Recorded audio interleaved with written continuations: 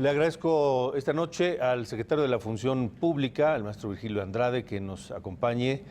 Viene de una gira en el interior del país y bueno, gracias, secretario. Al contrario, gracias. Gracias por la invitación.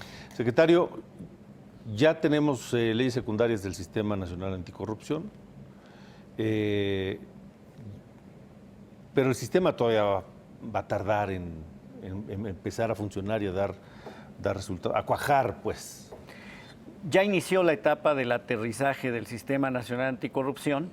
En los próximos días el presidente de la República promulgará este paquete de leyes y el aterrizaje consiste fundamentalmente en establecer el calendario para ir adecuando las estructuras y al mismo tiempo para establecer las normas, tanto a nivel federal pero también como a nivel de los estados, que es muy importante consolidarlo. ¿En qué consiste básicamente? En crear estos espacios del Sistema Nacional Anticorrupción en donde participan distintas autoridades encabezadas por un comité ciudadano que va a llevar las directrices de cuáles son los temas que tienen que atenderse. Y por otro lado, las leyes que establecen sanciones más fuertes para quienes incurran en actos de corrupción. Ya se definen los actos de corrupción en las nuevas leyes. Antes no estaba tan claro, hoy ya estará claro.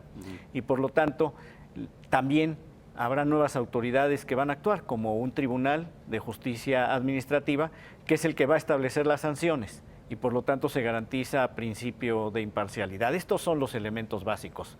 Pero ya inició el aterrizaje a nivel federal y también a nivel de estados.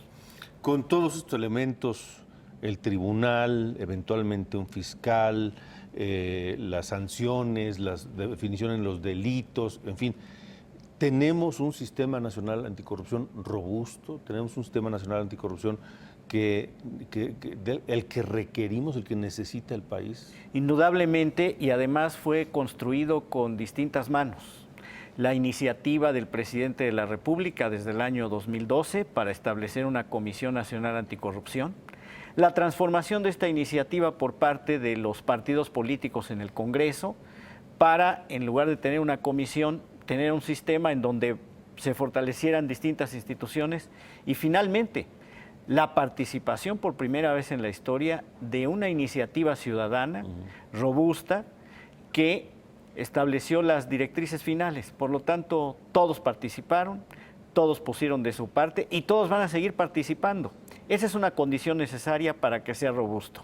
Y además, con estas nuevas situaciones que responden a las mejores prácticas internacionales y que tú ya mencionaste, un tribunal que establecerá sanciones, un fiscal que a la larga será independiente del gobierno, que será el que integre los expedientes y los casos, y por otra parte ciudadanos dirigiendo el sistema.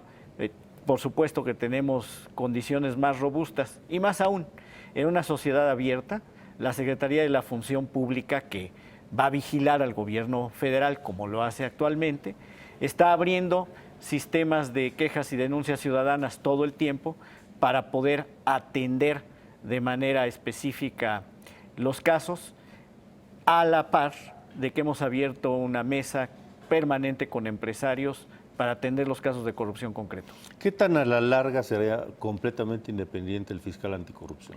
A más tardar, a finales de 2018, pero la propia estructura le va a permitir ir siendo independiente, como es actualmente, por ejemplo, la Fiscalía Especializada para la Atención de Delitos Electorales, será un funcionamiento similar. Con todos estos elementos ya funcionando, con las leyes ya promulgadas, con todo lo que estamos hablando, ¿dónde, y evidentemente si funciona como esperamos todos que funcione, dónde nos va a colocar como país a nivel mundial en la lucha contra la corrupción y la transparencia? Nos colocará a la altura de las mejores prácticas internacionales porque tendremos un tribunal imparcial, porque tendremos un fiscal autónomo del gobierno, porque tendremos a los ciudadanos encabezando el Sistema Nacional Anticorrupción y porque cada una de las instituciones está tomando las mejores prácticas para incluso incorporar otros elementos necesarios que parecen comunes, pero se nos olvidan y son necesarios de practicar y de reiterar, como por ejemplo los elementos de ética e integridad en el ejercicio del servicio público y que son hoy altamente recomendados por las instituciones internacionales. Este paquete de leyes y de instituciones van a ser efectivos para combatir la corrupción desde hoy. Es decir, no va a haber cierta impunidad o cierta sombra para que los funcionarios actuales de cualquier nivel de gobierno, digamos, salgan bien librados de toda esta estructura anticorrupción. Ya empiezan a existir condiciones desde hoy. Primero porque gracias a los ciudadanos se han impulsado sistemas para presentación de quejas y denuncias que antes no existían. Hoy se puede hacer permanentemente, se puede hacer por vía electrónica, antes tenía que hacerse por escrito, ratificarse y únicamente en los horarios laborales. Se tiene también una condición en donde los empresarios pueden estar presentando sus casos para poder mejorar las prácticas y detectar situaciones específicas de corrupción. Y hay otros elementos. El sistema de fiscalización de los estados se ha fortalecido. La Auditoría Superior de la Federación tiene condiciones para establecer conclusiones del manejo de los recursos públicos federales con la ayuda de la Secretaría de la Función Pública y por lo tanto también a nivel estatal todos los gobernadores están obligados a ir rindiendo cuentas tanto en su condición de salida como en su condición de entrada. Secretario,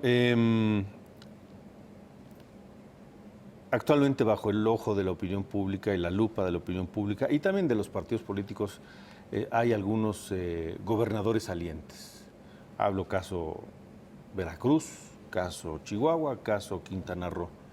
En la cancha de la Secretaría de la Función Pública, ¿qué nos puede decir de estos tres casos? La Secretaría de la Función Pública está destinada a vigilar el buen desempeño del servidor público del gobierno federal. De solo federal. Así es. Y a nivel local revisa el uso de los recursos federales. Exacto. Y reporta a la Auditoría Superior de la Federación y reporta algunas conclusiones.